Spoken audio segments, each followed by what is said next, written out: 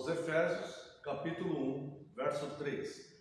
Bendito Deus e Pai de nosso Senhor Jesus Cristo, que nos tem abençoado com toda sorte de bênção espiritual nas regiões celestiais em Cristo. Até aqui, convido a Santa Amada Igreja para uma breve oração por eles. Pai excelso, grande, eterno, único Deus vivo, Senhor Deus que nós amamos, respeitamos, adoramos e procuramos seguir, ó Deus, teus preceitos. Nós te agradecemos por ter nos enviado Cristo.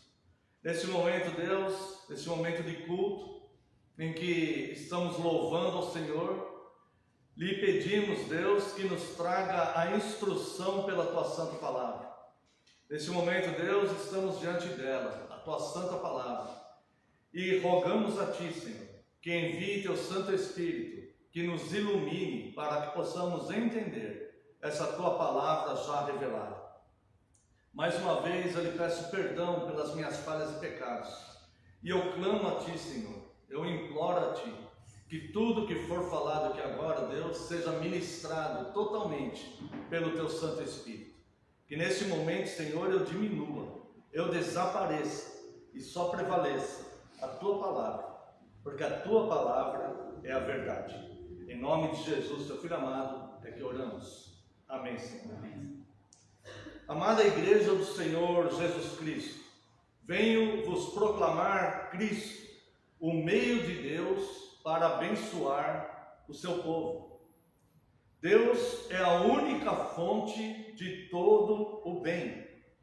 Vos convido, os que quiserem acompanhar, Salmo 36, verso 9. Nós vemos aqui que Deus é o manancial da vida. Salmo 36, verso 9.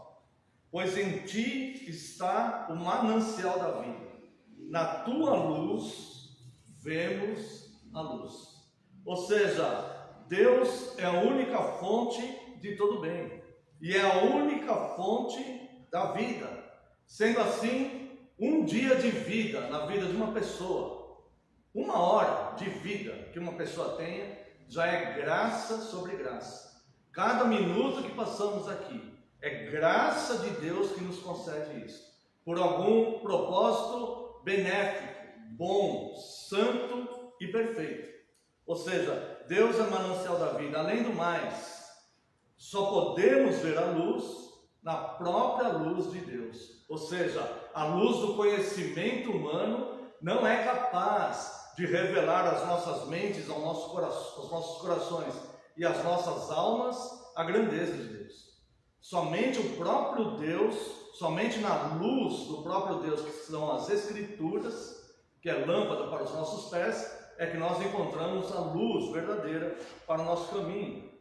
Também vemos que Deus é a única fonte de todo bem, no sentido de ser a única fonte de consolação. Na segunda carta do apóstolo Paulo aos Coríntios, capítulo 1, verso 3, na segunda carta de Paulo aos Coríntios, capítulo 1, verso 3, nós temos essa informação e eu quero mostrar para você. Segunda carta aos Coríntios, capítulo 1, verso 3. Graça a vós outros e paz... irmãos. É segundo aos Coríntios, eu li o primeiro aos Coríntios. Segundo aos Coríntios, capítulo 1, verso 3. Bendito seja o Deus e Pai de nosso Senhor Jesus Cristo, o Pai de misericórdias e Deus de toda consolação. Ou seja, se há algum consolo efetivo para a nossa vida, esse consolo provém de Deus. Que Deus é o Pai de toda consolação. Além disto, é nele que vivemos, é nele que nos movemos e é nele que nós existimos, segundo a declaração do apóstolo Paulo no Areópago, na Grécia, em Atenas, relatado em Atos dos Apóstolos, capítulo 17, verso 28. Quando o apóstolo Paulo usa a questão daqueles pagãos fazerem um altar para um Deus desconhecido, o apóstolo Paulo, então, com muito respeito àquelas pessoas, prega sobre Cristo ali, é sobre esse Deus que vocês não conhecem, que eu venho vos proclamar. E aqui ele dá informações importantes, e no verso 28, ele vem a dizer: pois nele vivemos, explicando sobre Deus e sobre Cristo, pois nele vivemos e nos movemos e existimos, como alguns dos vossos poetas têm dito, porque dele também somos geração. Entenda? Deus é o manancial da vida, é a fonte de todo o bem, é o Pai de todas as consolações, e nele nós vivemos, não há vida fora dele. Algumas pessoas falam sobre a segunda morte no inferno. Cristo reinará no inferno, segundo as declarações do próprio livro do Apocalipse. Cristo e seus anjos reinarão no inferno. Não há vida fora de Deus.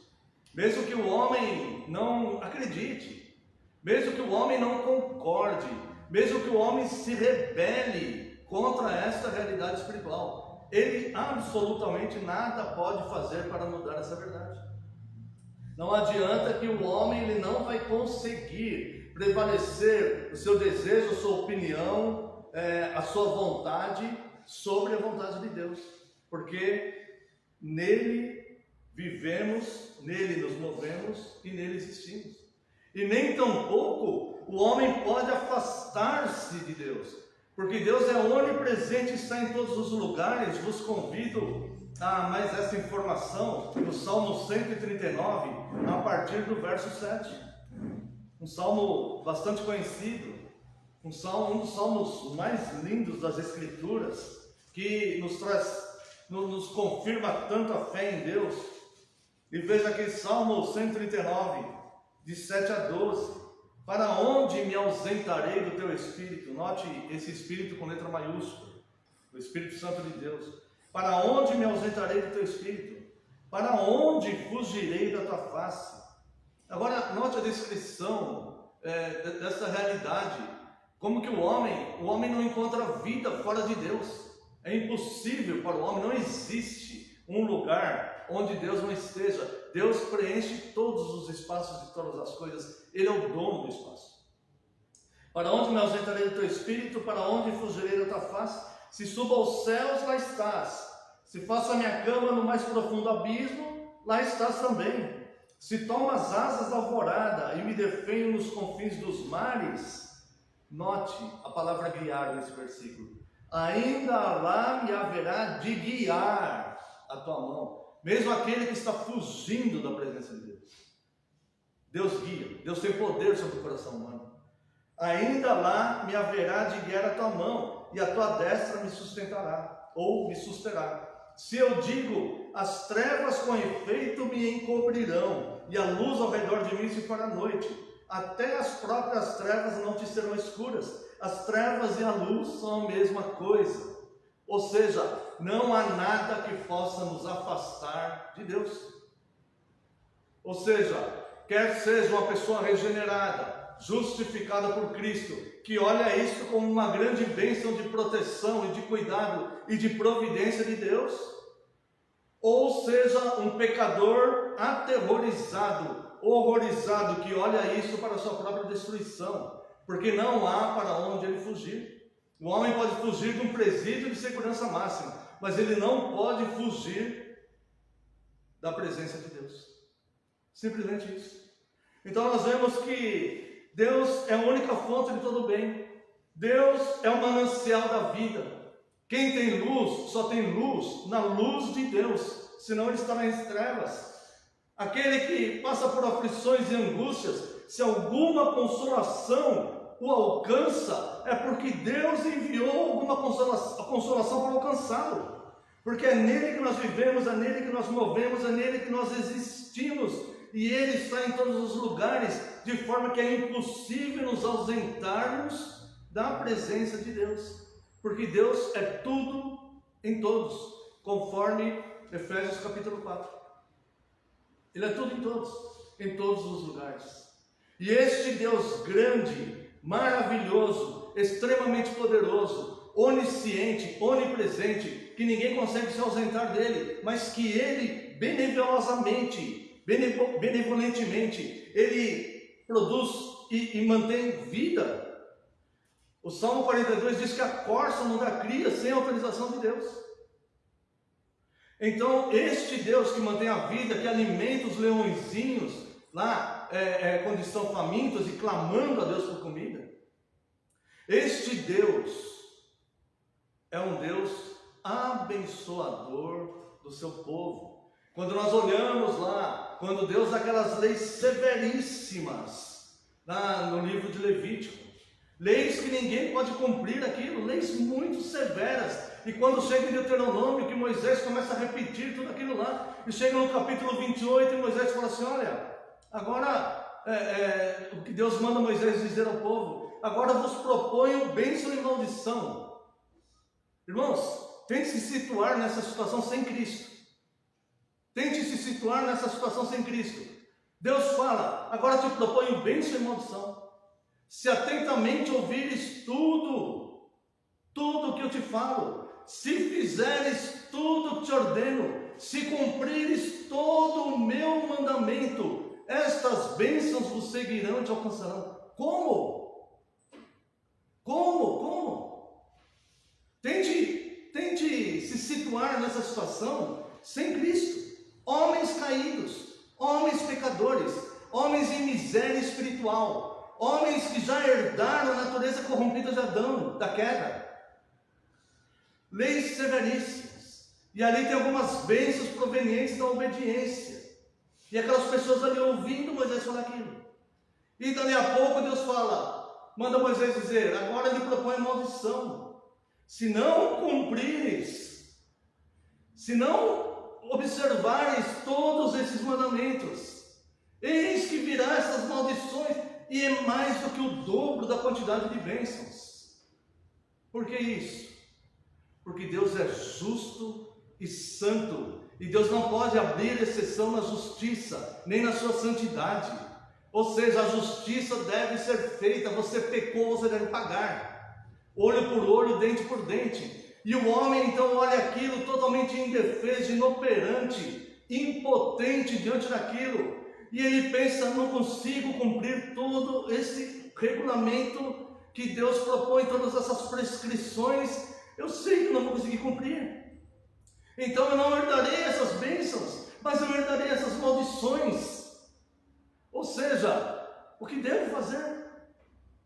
Este Deus, que é todo poderoso, que é exigente na justiça e na santidade, porque Deus não pode abrir exceção, Deus não pode aceitar injustiça no seu meio, Deus não pode aceitar falta de santidade no seu meio. Isso é impossível. Isso é contra totalmente o caráter positivo de Deus. E se assim fosse, não seria um Deus confiável. Esse Deus então que teve que apresentar leis tão severas para mostrar como é firme sua santidade e sua justiça. Haverá santidade e haverá justiça. Ele olha para aqueles homens pecadores, impotentes de cumprir aquilo tudo, e ele envia seu próprio Filho, a saber, Jesus Cristo, que humildemente abriu mão de toda a sua glória, se fez homem pecador, para construir a nossa fé através de sofrimento, para vir e buscar aquele que estava perdido, derramar um sangue puro, foi tentado, foi acusado injustamente, foi espancado, foi abandonado, foi traído, foi zombado. O próprio Deus, que abriu mão de toda a sua glória, para pagar o preço daquelas maldições de Deuteronômio 28, que nenhum de nós poderia cumprir aquilo. E quando nós olhamos um Deus tão grande, tão poderoso, nós vemos um Deus tão misericordioso, um Deus tão amoroso. Mas o homem, com a perversidade da dureza do seu coração, teme rejeitá-lo. Mas o homem, com a perversidade da dureza do seu coração, teme em querer colocar a sua própria vontade pessoal corrompida pelo pecado, acima da boa, perfeita e agradável vontade de Deus. O homem quer ser satisfeito, ele ele não quer a satisfação de Cristo, que Cristo apresenta a satisfação para aquele homem diante de Deus, fazendo a substituição. Assim, quando Deus olhar aquele povo, não ver os pecados daquele povo, mas ver os méritos de Cristo, e fala: vem cá, você vai herdar as bênçãos de Deuteronômio 28, e não as maldições. Mas o homem insiste no seu breve tempo de vida em querer colocar a sua vontade acima da vontade de Deus. Quanta frustração um homem passa na sua vida. A palavra de Deus diz que eles caem e nem sequer sabem em que tropeçaram. Eles nem conseguem discernir quando eles começam a sofrer as consequências dos seus próprios atos. Eles são tão cegos, estão em tão trevas, por mais culto que seja, por mais inteligente que seja.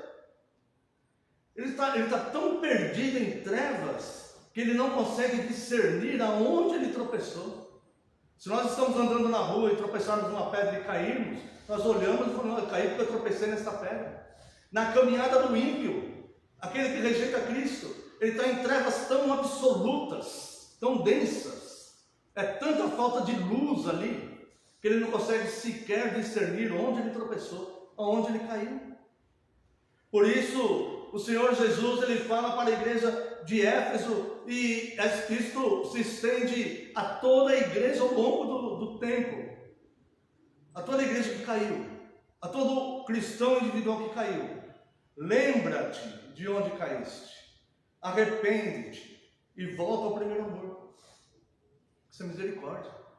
Então, um Deus tão grande, tão poderoso, que demonstra leis severíssimas, porque a sua santidade é absoluta e a sua justiça é absoluta, e ele olha com um olhar de misericórdia para o homem e para a mulher, para a sua igreja, e ele faz então um novo pacto, uma nova aliança.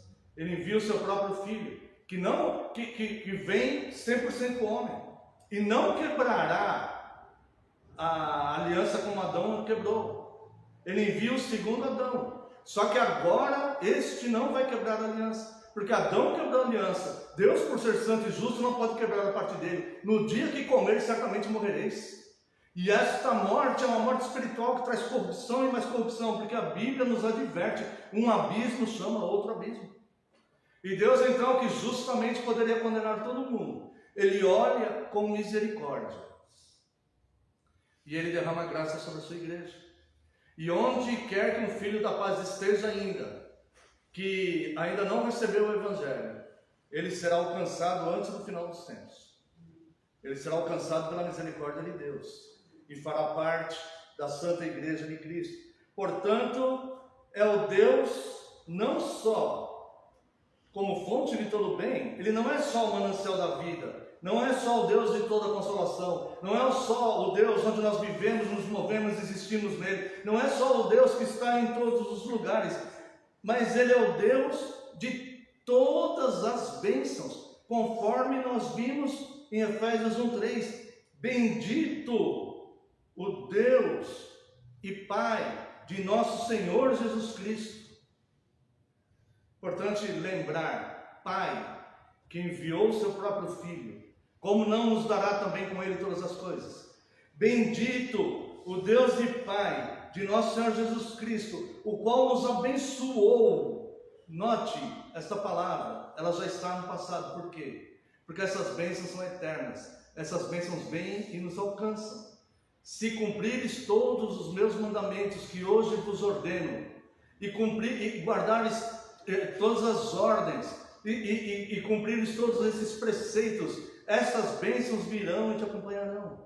E quando Deus olha para nós hoje, ele vê nós cumprindo todos esses mandamentos à risca. Ele não vê nenhum pecado em nós. Ele vê nós cumprindo todo aquele conjunto severo de leis de Deuteronômio, porque ele olha os méritos de Cristo em nós. Então ele fala: todas essas bênçãos virão e te alcançarão. Está triste por quê? Está descontente com a sua vida por quê? É razoável isso? É razoável você estar insatisfeito com a sua vida? É razoável? Se Deus tem te dado toda sorte de bênçãos nas regiões celestiais,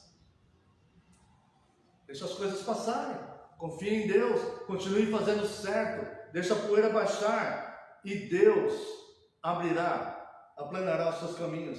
Reconhece o Senhor em todos os seus caminhos e Ele endireitará as suas veredas. Bendito Deus e Pai de nosso Senhor Jesus Cristo, o qual nos abençoou com todas, não há aqui nenhuma que ficou para trás, todas as bênçãos espirituais nos lugares celestiais em Cristo. Ou seja, Cristo é o meio de todas as bênçãos. A forma com que Deus abençoa com todas essas bênçãos é Cristo. Bendito Deus e Pai de nosso Senhor Jesus Cristo, o qual nos abençoou com todas as bênçãos espirituais nos lugares celestiais em Cristo.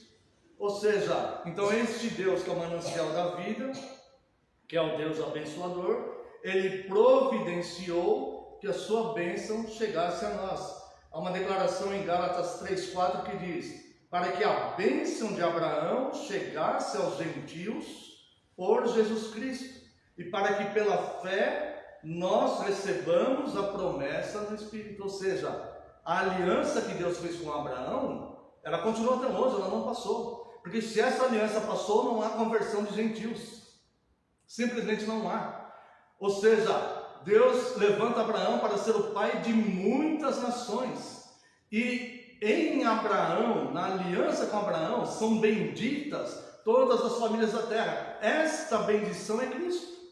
Então, quando o apóstolo Paulo aqui aos Gálatas, ele diz: para que a bênção de Abraão chegasse aos gentios. Isso aconteceu por intermédio de Cristo, que o apóstolo Paulo fala: Cristo derrubou a parede de inimizade que havia entre judeus e gentios. E o próprio apóstolo Paulo, na carta aos Romanos e na carta aos Gálatas, ele fala: porque os da fé que são os filhos de Abraão. Então essa aliança não passou. Se essa aliança passou, não temos condição nenhuma de alguém que não seja judeu se converter. Porque essa aliança que Deus fez com Abraão, Deus não muda. E não há nele sombra de variação. Então Ele providenciou que a sua bênção chegasse até nós. E nos fez benditos pela fé. De sorte que os que são da fé são benditos com o crente Abraão. Segundo a declaração de Paulo, Gálatas 3,9. E nos ensinou o caminho de todas as bênçãos, que é a obediência. Mas ele disse: bem-aventurados os que ouvem a palavra de Deus e aguardam. Lucas capítulo 11, verso 28. Então o caminho para que eu esteja em Cristo, eu não posso cumprir toda a satisfação diante de Deus. Nós lemos há pouco, no início deste culto, a santa lei de Deus, os 10 mandamentos, código moral perfeito. E se nós sentarmos e debruçarmos sobre ela, nós falamos assim: não consigo cumprir isso perfeitamente. Então eu preciso da justificativa de Cristo, certo? O caminho para eu estar em Cristo e não há condenação em mim é guardar as palavras de Cristo, os mandamentos de Cristo, é vivermos aquele que ouve e guarda no coração essa palavra, para que ele mesmo se policie. Nossa, isso que eu estou fazendo não está de acordo com a palavra de Deus. Nós não somos como irracionais diante da palavra de Deus, que pecamos simplesmente sem saber que estamos pecando, ou porque o mundo, a moda, os amigos estão indo para um lado, então nós vamos sendo influenciados e levados junto com eles. Não, nós temos discernimento espiritual, nós temos a mente de Cristo. Se a nossa família, se a nossa sociedade, se os nossos amigos mais particulares estão desencadeando aí para um lado, eu não preciso ir com eles.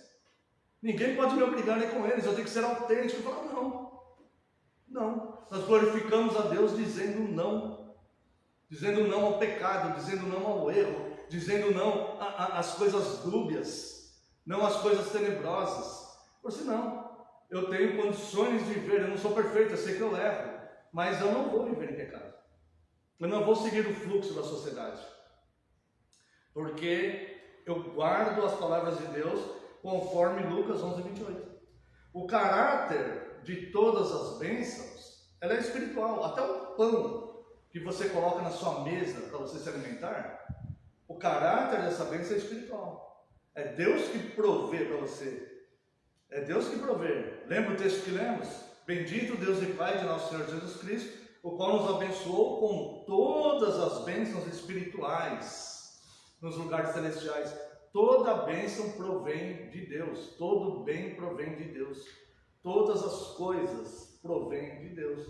A eternidade das bênçãos está na segunda vinda de Cristo, aguardando a bem-aventurada esperança e o aparecimento da glória do grande Deus e nosso Salvador, Jesus Cristo, conforme nós vemos em Tito capítulo 2, verso 13. Essa eu quero, já indo para a conclusão, ler aqui de mais perto com os irmãos. Tito capítulo 2. Antes nós vamos ler Tito capítulo 1.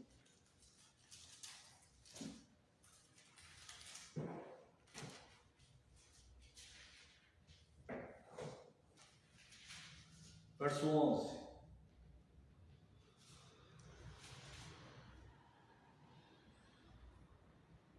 Aliás, Tito capítulo 2, verso 11. Portanto, a graça de Deus se manifestou a salvadora a todos os homens, educando-nos para que, renegadas a impiedade e as paixões mundanas, vivamos no presente século sensata, justa e piedosamente, aguardando a bendita esperança, a manifestação da glória do nosso grande Deus e Salvador, Jesus Cristo. Então o que nós vemos aqui? Que a eternidade dessas bênçãos que nós começamos a receber agora, ela vai se consumar na segunda vinda de Cristo. E aqui diz, porquanto a graça de Deus se manifestou salvadora a todos os homens. Não quer dizer toda a humanidade, porque essa carta é dirigida a eleitos. Veja versículo 1, capítulo 1, verso 1. Paulo, servo de Deus e apóstolo de Jesus Cristo, para promover a fé que é dos eleitos de Deus, e o pleno conhecimento da verdade, segundo a piedade. A piedade é serviço para Cristo. Piedade, ela parece muito com caridade. No dicionário pode estar até como sinônimo, né? Mas a caridade é algo que o homem faz, que é bom que seja caridoso e ajude, doe alguém. A piedade é esse mesmo serviço caridoso, vamos dizer assim, ajudando alguém, mas servindo a Cristo. Esta é a piedade. E aqui, Paulo, servo de Deus e apóstolo de Jesus Cristo, para promover a fé, que é dos eleitos de Deus. Então, há uma separação de grupos aqui. Se a fé é dos eleitos de Deus, obviamente os não eleitos não têm essa fé operada. E quando ele diz aqui, porquanto a graça de Deus se manifestou salvador a todos os homens, está se referindo ao que diz aqui, ó, dos versos, capítulo 2, dos versos 1 ao verso 10. Fala sobre homens, sobre mulheres, sobre jovens, sobre servos, ou seja, todas as pessoas, independente do que ela é. Se ela é homem, se ela é mulher, se ela é senhor, se ele é servo, independente se ele é jovem, se ele é idoso, independente. Não todas as pessoas do mundo, mas todos os homens no sentido de qualquer situação dessa pessoa viva, ou que ela seja, qualquer gênero, qualquer coisa que ela seja. Então, essa salvação, ela é a graça de Deus, educando-nos. Nem todo mundo é educado para receber a graça de Deus. Isso aqui é uma questão doutrinária. Educando-nos para, renegadas a impiedade e as paixões mundanas. Não são todas as pessoas do mundo que renegam a impiedade e as paixões mundanas. Vivamos no presente século, sensata, justa e piedosamente. Não são todas as pessoas do mundo que vivem de forma sensata, justa e piedosa. Não são. São aqueles que abraçaram a fé porque foram regenerados por Cristo e tiveram a sua fé operada em seus corações, aguardando a bendita esperança e a manifestação da glória do nosso grande Deus e Salvador Cristo Jesus. Então, amados irmãos, Deus, de fato, é o manancial da vida, é o Pai de todas as consolações, é nele que nós vivemos, nos movemos, existimos. Ele está em todos os lugares e, de fato, seja bendito Deus e Pai de nosso Senhor Jesus Cristo, o qual nos abençoou com todas as bênçãos espirituais nos lugares celestiais em Cristo. Abraçou a fé? Glória a Deus, feliz por você. Feliz por você, porque seja o que for que acontecer, é bênção na tua vida. Mesmo que teus olhos não possam ver como aquilo pode ser bênção. Mas é bênção na tua vida. É bênção na tua vida. Nosso único consolo na vida ou na morte é saber que não pertencemos a nós mesmos, mas pertencemos de corpo e alma ao nosso fiel Salvador Jesus Cristo, a ponto de saber que todas as coisas cooperam para o nosso bem e nada nos separará do amor de Deus. Não abraçou a fé ainda? Eu te convido a trocar a sua própria vontade pessoal e se submeter a Cristo, porque Ele fez a obra redentora e mais cedo ou mais tarde você vai perceber que Ele é urgente e que nós precisamos dele. Amém. Quero convidar